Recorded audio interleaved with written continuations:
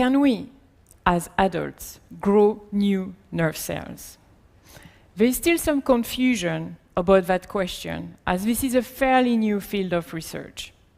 For example, I was talking to one of my colleagues, Robert, who is an oncologist, and he was telling me, Sandrine, this is puzzling. Some of my patients that have been told they are cured of their cancer still develop symptoms of depression. And I responded to him, well, from my point of view, that makes sense. The drug you give to your patients that stops the cancer cells multiplying also stop the newborn neurons being generated in their brain.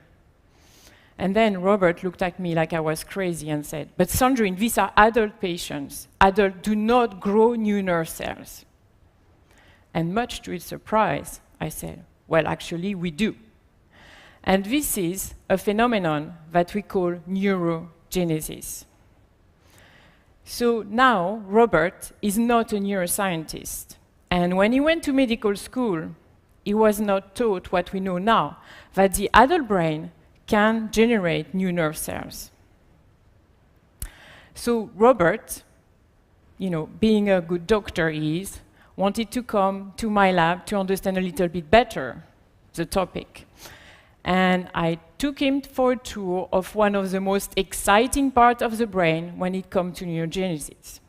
And this is the hippocampus.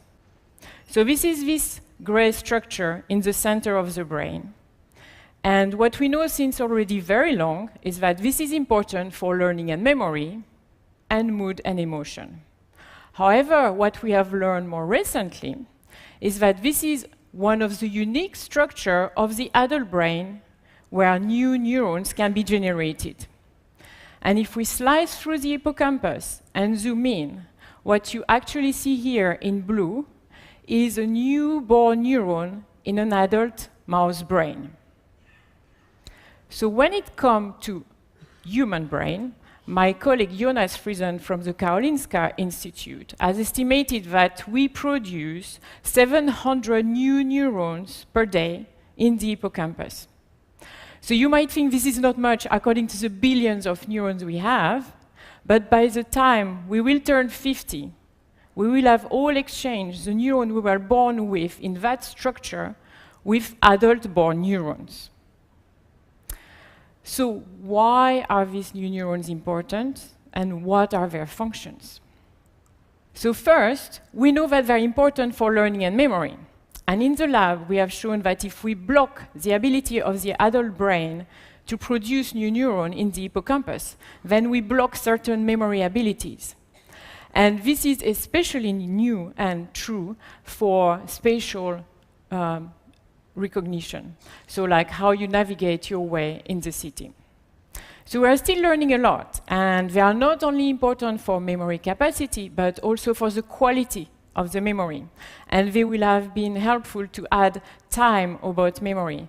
And they will help differentiate very similar memory. Like, how do you find your bike that you park at the station every day in the same area, but in a slightly different position? And more interesting to my colleague Robert is the research we have been doing on neurogenesis and depression. So in animal model of depression, we have seen that they have a lower level of neurogenesis. And if we give antidepressants, then we increase the production of these newborn neurons, and we decrease the symptom of depression, establishing a clear link between neurogenesis and depression. But moreover, if you just block neurogenesis, then you block the efficacy of the antidepressant. So by then, Robert had understood that very likely his patients were suffering of depression even after being cured of their cancer, because the cancer drug had stopped the newborn neuron to be generated. And it will take time to generate new neurons that reach a normal functions.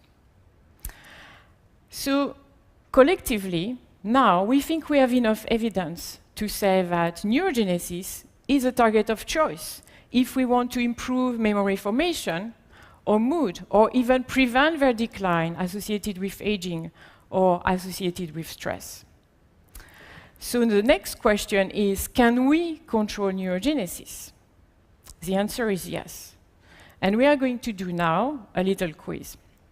So I'm going to give you a set of behavior and activity, and you tell me if you think they will increase neurogenesis or if they will decrease neurogenesis. Are we ready? Okay, let's go. So what about learning? Increasing? Yes. So learning will increase the production of these new neurons. How about stress?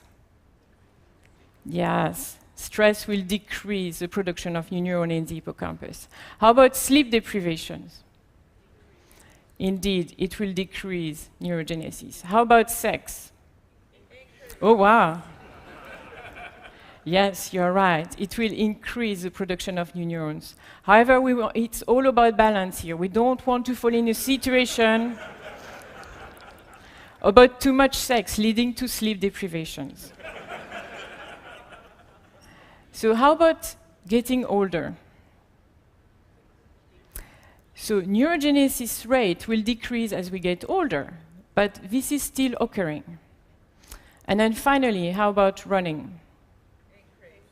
So I will let you judge that one by yourself.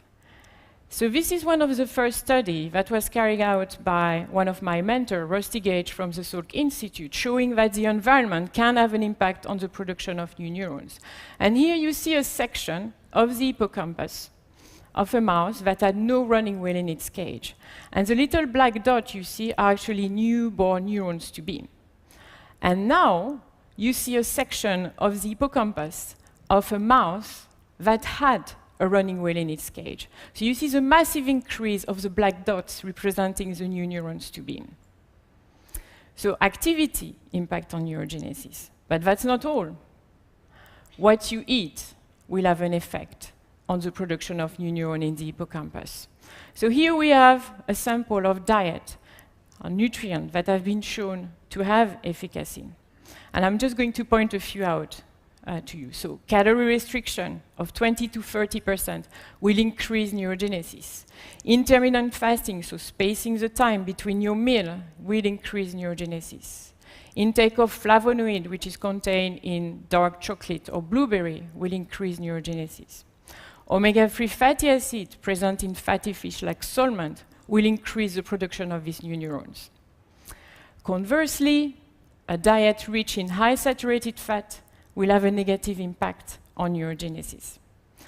Ethanol, intake of alcohol, will decrease neurogenesis. However, not everything is lost. Resveratrol, which is contained in red wine, has been shown to promote the survival of these new neurons. So next time you're at a dinner party, you might want to reach for this possibly neurogenesis neutral drink. And then finally, let me point out the last one, a quirky one. So Japanese groups are fascinated about food textures, and they have shown that actually soft diet impairs neurogenesis, as opposed to food that require mastication, chewing, or crunchy food. So all of this data, where we need to look at the cellular level, have been generated using animal model. But these diets have also been given to human participants. And what we could see is that the diet modulates memory and mood in the same direction as it modulates neurogenesis, such as calorie restriction will improve memory capacity, whereas high-fat diet will exacerbate symptoms of depression, as opposed to omega-3 fatty acid, which increase neurogenesis and also help to decrease the symptom of depression. So we think that the effect of diet on mental health, on memory and mood, is actually mediated by the production of the new neuron in the hippocampus. And it's not only what you eat, but it's also the texture of the food when you eat it and how much of it you eat. On our side, neuroscientists interested in neurogenesis, we need to understand better the function of these new neurons and how we can control their survival and their production. We also need to find a way how to protect the neurogenesis of Robert's patients. And on your side, I leave you in charge with your neurogenesis. Thank you.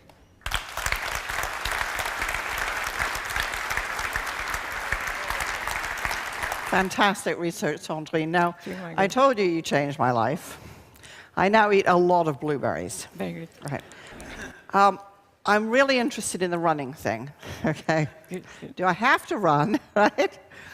Or is it really just about aerobic exercise getting oxygen to the brain? Could it be any kind of vigorous exercise? So for the moment, we can't really say if it's just the running itself, but we think that anything that indeed will increase the production or moving the blood flow to the brain, should be beneficial. Right, so I don't have to get a running wheel in my office. No, you don't. Oh, what a relief. Okay, that's wonderful. Sandrine Thuret, thank you so much. Thank you, Margaret. Thank you.